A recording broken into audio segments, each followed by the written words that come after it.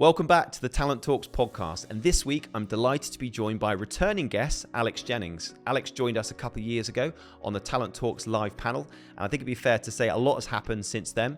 Alex's procurement and commercial background spans nearly 40 years, working for the likes of GE, Toyota, and in recent years DS Smith, before last year taking his journey into the entrepreneurial world with the setup and launch of the Alchemie Network, which is a procurement platform which is going to be launching very, very soon, which we're excited to share with our audience. We talk about Alex's career, his background, his experience in managing people, and really the successes and the changes that he's seen in the procurement profession.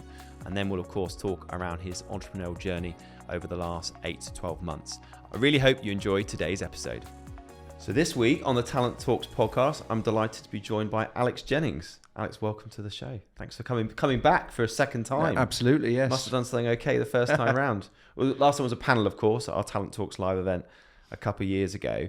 A lot's changed, a lot's happened since then, which we'll come on to on the show. First, I wanted to understand a bit about your sort of career and journey. And you've worked for some big corporate brands. Was that a conscious decision for you to join those businesses when you did, or talk us through that journey a bit more, Alex? Absolutely. So it was certainly conscious to join GE when I was 16, and be part of their apprenticeship scheme, because they offered wonderful support and kind of day release and night school to do my education on SIPs and degree. It was also a conscious decision to join Toyota. Toyota were coming to town. My actual next door neighbor came around and said, look, I've just read this in the paper. They're coming. They know what they're doing. They're world leaders when it comes to manufacturing. If you could get in there, it would really accelerate your knowledge and your career. And I applied and joined Toyota. And that was wonderful. But then I wanted to take the structure and learning from Toyota and put it into organizations that needed support and development. You know, Toyota know what they're doing. You're part of a machine there in assisting their development and growth. But there are organizations out there that needed help and support and growth. And the ability to take that learning and move it into other manufacturing firms was absolutely, again, a conscious decision. And then obviously as your career developed, you kind of went into which you actually see quite a lot in, from automotive into FMCG. What was that transition? What was that move like from the sectors? Was it a big cultural shift for you, or? I think one of the surprising things moving from someone like a GE or a Toyota was they have a very strong culture. Everybody there is working to the same aim and the same goal and the same process. But that culture is incredibly strong. And one of the biggest things when I left Toyota was I used to use Nemawashi to get approval for everything that we did within the function. And I moved to my next role, and I went into the VP of Supply Chain's office and said, look, I've come for your approval for this. And he said, you don't need my approval. You own this. You're responsible for this. So going from a consensus type environment to you own the decision was a big step for me, and a cultural shift, and something that I had to adjust to. But it's certainly something that helped me grow as a person. Yeah, absolutely. And one of the things, and we've spoken about this before off air as well, that you're very passionate about is people. You know, that's something that I know early days you were fortunate enough to become a team manager at a young age. In your experience, in your career, what do you think makes a good team?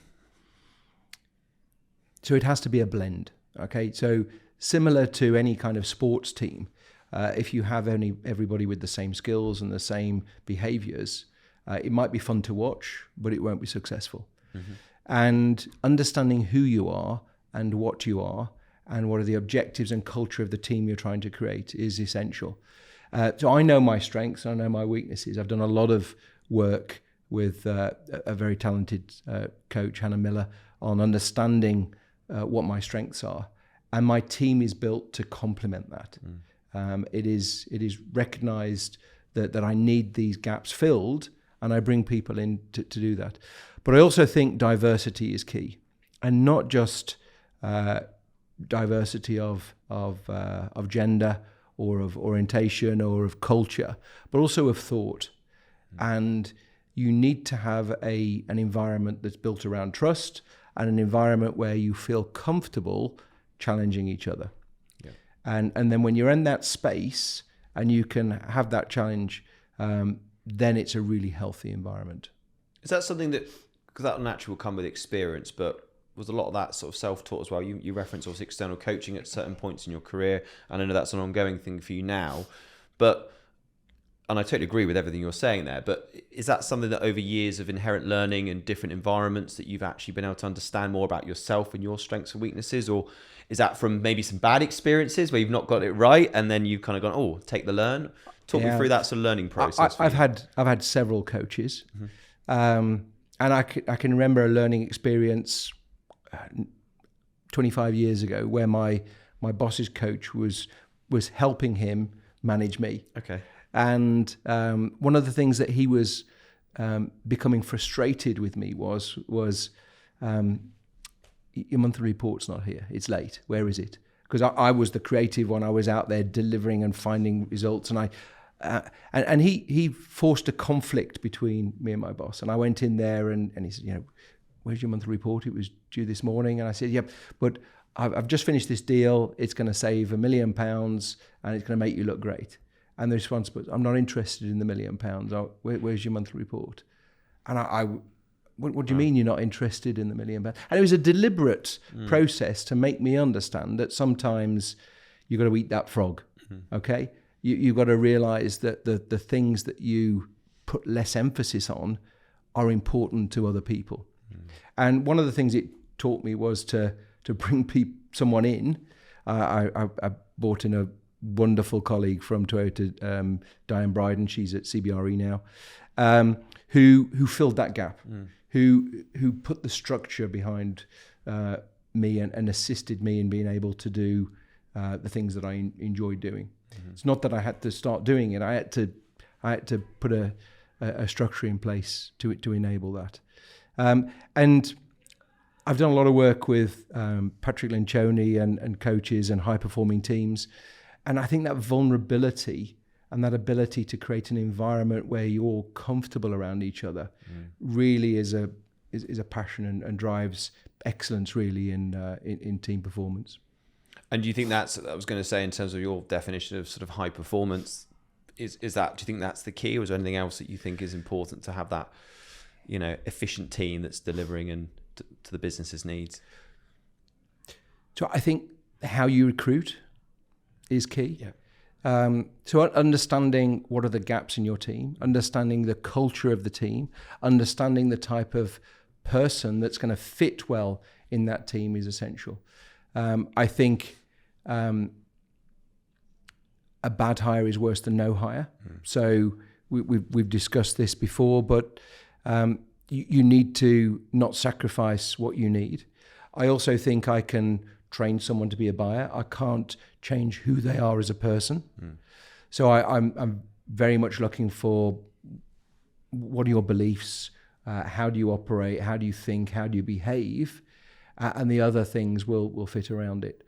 And that makes a strong team. When I was at Toyota, it was almost like everyone was wearing red and walking in the same direction.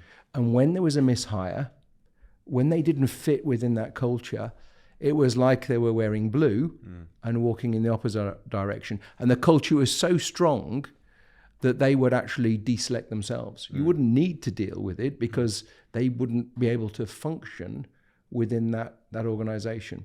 So a strong culture and the development of that is key to success, I think.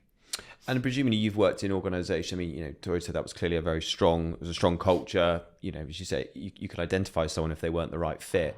Have you also worked in environments where perhaps there wasn't a really clear, defined culture? Maybe you don't have to reference the company specifically, but where you've maybe come into maybe a broken team, or maybe there's a lack of, there's poor morale, or you've had to build something from scratch. And how are you able to overcome that and know how to recruit and where to start, I guess, with that?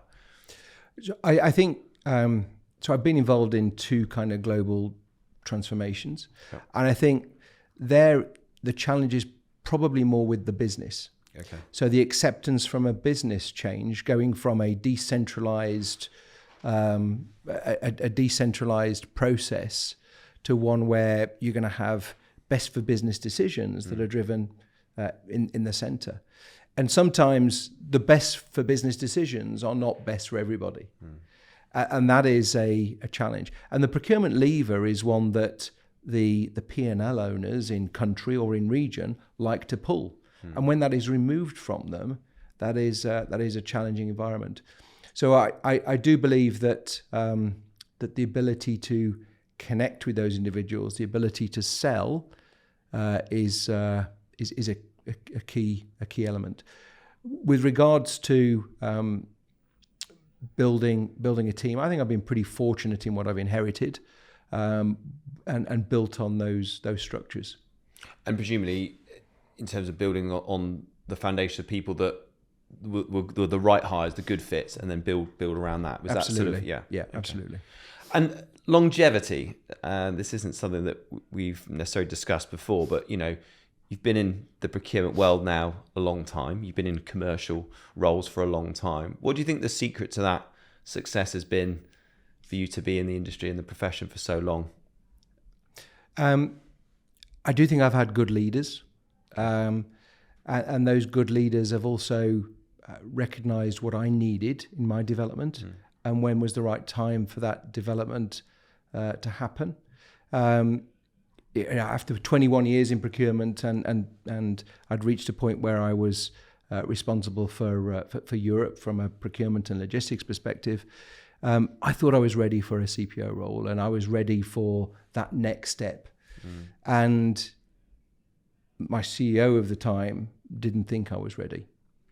And I didn't agree with him, but I went with it. And to enable me to develop, I moved sideways into a sales role.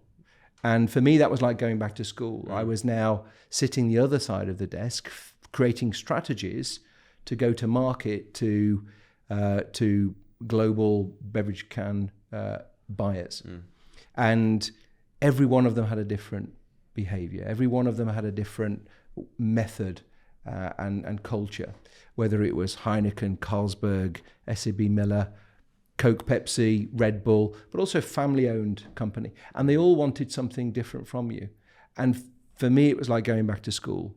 And it prepared me for when I came back from the dark side as Group CPO. And looking back, my boss was right.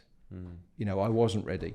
And the commerciality of that, the ability to sell to the organization, to understand how to pitch things internally, really helped me to make that a success. Yeah. Procurement 2024. Procurement well when you started out. What do you make of the progression? What do you make of sort of modern day procurement versus where it was perhaps when you sort of started out? I'd love to get your thoughts on that. I mean, there's been an evolution, obviously, and a progression, but what are your takes on it? When I joined, first of all, it was purchasing. Yeah, of course. And you were really looking at fulfillment. You were looking at delivering what someone else had really made the decision over, whether they were designers, engineers, manufacturing people. It was pretty much decided for you. We're going to buy this product from this company, manage the relationship, manage the contract, and make sure it's delivered on time in full. But even things like just in time back then, we had a different view on making sure that product was available. I'd love nothing more 40 years ago than going home on a Friday night knowing that I needed nothing to be delivered next week because it was all covered. And it was we were manufacturing domestic appliances. You wouldn't dream of that today. You'd be looking at what do we need tomorrow morning for tomorrow afternoon's manufacturing. Things have changed a lot. It is now strategic. It is now, and we throw that word in a lot, but now you are spending a lot of time thinking and considering and understanding the environment that you're working in and managing crisis. I mean, I've had some wonderful experiences over the last 2-3 years that have been caused by crisis. Horrible situations that have created that crisis, whether it was the pandemic or whether it was the invasion of Ukraine that have caused some supply chain disruption. But that was happening at the time when we hosted the event. It just happened, and we were talking about the absolutely. time. But the solving of those was key. And when you have a team that understands the impact of those things on the product that you supply, and you can think ahead and be first mover and ensure supply and commerciality with that supply, that's when you win. So things like things like in the packaging industry where you buy starch and it acts as a glue and a strengthener for the cardboard when you're manufacturing it. That comes from wheat, corn, potato, tapioca, pea, and when the largest exporter in the world invades the 5th largest exporter, kind of messes supply chains up a little bit. But also, you need to understand weather patterns, and you need to understand that you can't move product along the Rhine because the water levels are too low. And how do you move around that? Having visibility ahead of time that these are potential consequences of events enables you to be first, enables you to secure, enables you to do the right commercial agreements with your suppliers that protects your business. And, Dear Smith, where I was at the time, did a fantastic job. The team did a fantastic job at managing that crisis and ensuring we had zero downtime. And, it was a pretty traumatic period for people. That's an incredible achievement, though, to have zero downtime. It was, but it's a very professional. It's a very professional team that they have there that are monitoring many KPIs that a lot of organizations don't look at. But you have to think beyond just your supply relationship, but understand what is going on down the supply chain and up the supply chain. And I guess that further reinforces, it's not a new concept, but supply chain resilience and making sure that you're managing that risk in an effective way and having the foresight. The last few years has proven that more important than ever. Absolutely. Yeah. But resilience also covers the cost of the product. Yeah. So you can understand and ensure that your supply chain structure enables the supply of product continually coming, but knowing the effect of these potential issues on the cost and price of the product means that you can secure the right commercial agreements for the business. Yeah, absolutely. Quick break from the episode. I hope you're enjoying today's show. To keep up to date with our Talent Talks podcast episodes, don't forget to hit the subscribe button. This will help build our audience and our mission to raise the profile of procurement. I hope you enjoy the rest of the show. And now, something I'm excited to talk to you about. A year ago, you retired from the full-time corporate life, and you appear to be busier than I've ever seen you, co-founding and built the Alchemie Network. So love to know a bit more about that, and then I guess the entrepreneurial journey that you've been on since last year. Yeah, I think it's something that I've always wanted to do, but kids, school, mortgage, I think taking that step to move away from corporate and to do something yourself is difficult.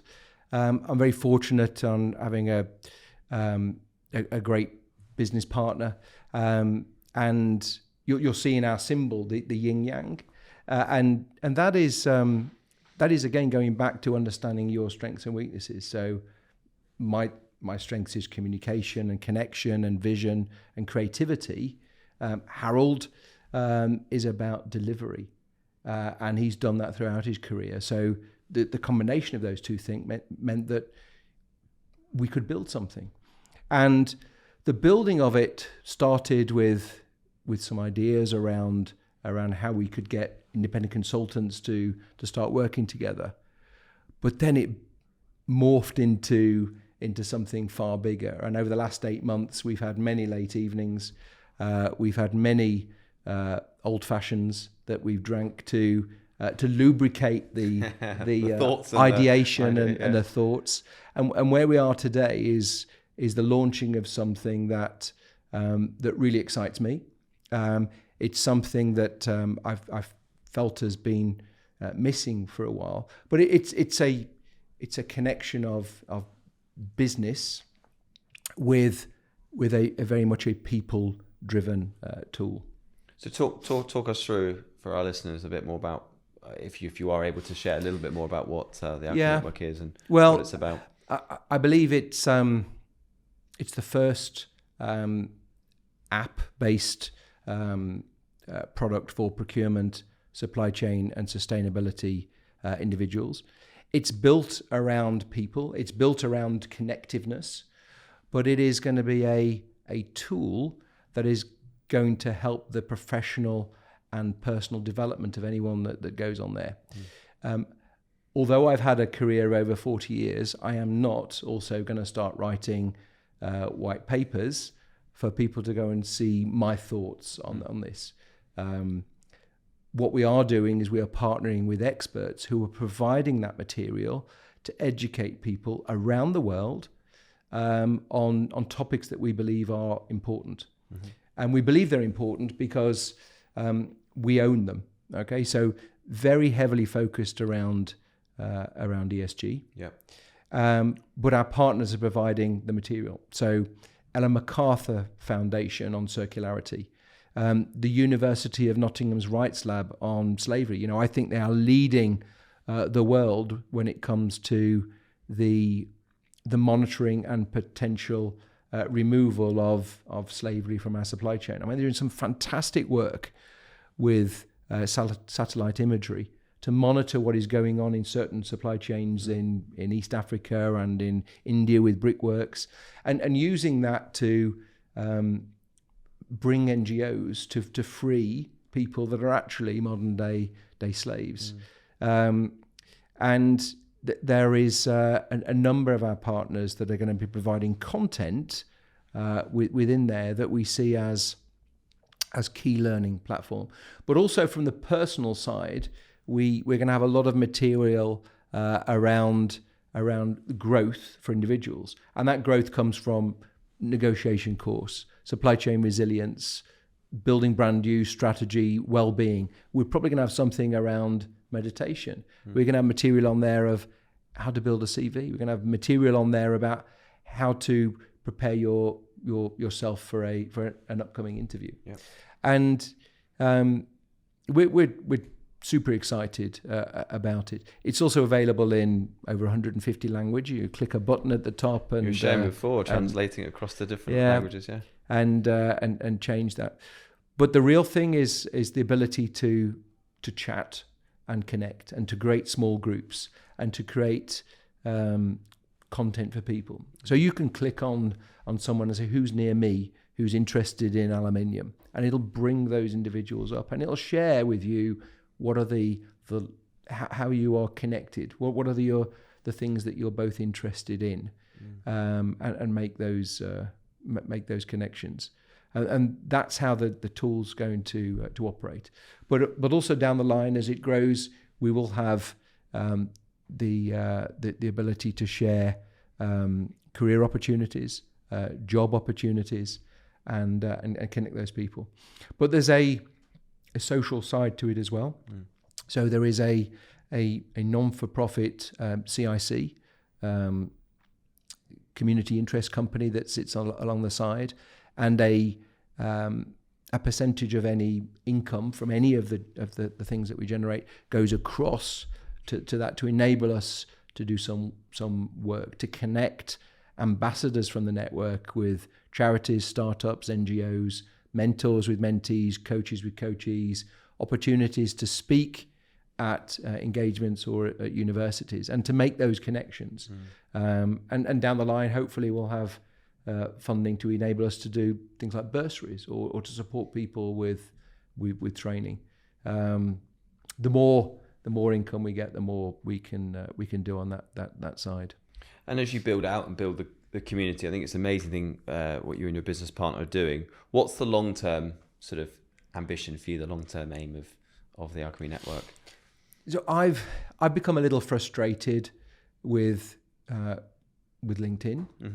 I think LinkedIn is a fantastic tool when it comes to finding people and to connecting with people, but the feed I find frustrating. I don't want to read that somebody's dog had an operation yesterday. It doesn't interest me. Our material on the website is just going to be for professional and personal development. And you can comment on it and you can connect on it and you can chat on it, but you can't post a story about what I had for breakfast. What you had for breakfast. But we also want people to connect around the world. And procurement and supply chain is a global role. Your colleagues are not in Leeds and Birmingham. Your colleagues are around the world if you work for an organization. And we have something called the golden ticket. So every member that joins gets a golden ticket where they can just say thank you to someone in your network and connect with that individual. And we want to recognize and call that out. And that's going to create a lot of material for us to see how people are connected around the world. But it's also a pay it forward process. So, I love this concept. You join Martin and you're going to give your golden ticket to Mary to say thank you for something, whether it is thank you for a recent thing or you've been having a difficult season in your life. I want to call it out and say, we see you. Or that person 12 years ago that did something in your career that set you on the right path. You just want to say thank you. But it's a pay it forward process. So Mary now has a responsibility to pay that forward to someone in her network. And we're going to be able to see how we're connected. We're going to be able to see that your ticket has that started with you has now touched 7 people's lives. And it's now in Mexico City. And we can see how connected we are as a procurement and supply chain function. And I'm excited about what those stories are going to be. I love the concept, paying it forward, and we're all about that as well. And I think it's amazing how just a one connection to a second, as you say, it can literally be from the UK into South America or wherever. So I think that's a brilliant concept, a brilliant business, and I'm excited to see how it develops. How has as someone that's set up a business and gone through the pain and the fun and the challenges, how has your entrepreneurial journey been the last sort of 8-9 months? I think someone told me that when you're doing this, the highs are going to be really high and the lows are going to be really low. Yeah. And I think that's right. You've got to be prepared for that, and you need resilience.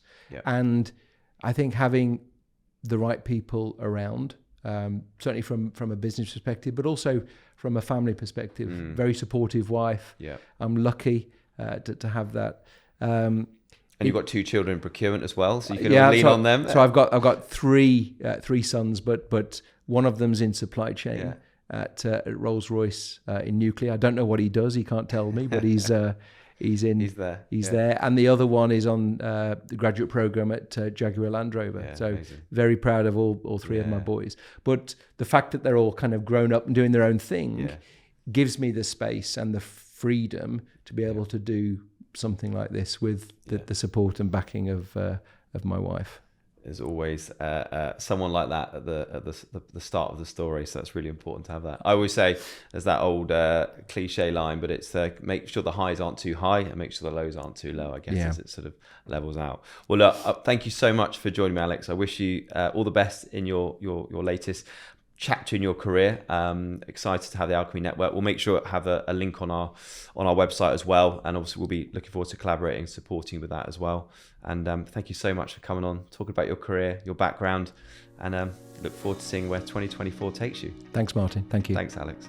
I hope you enjoyed today's show, and we'll be back soon with more Talent Talks podcasts. In the meantime, please hit the subscribe button on your favorite platform. See you soon. Take care.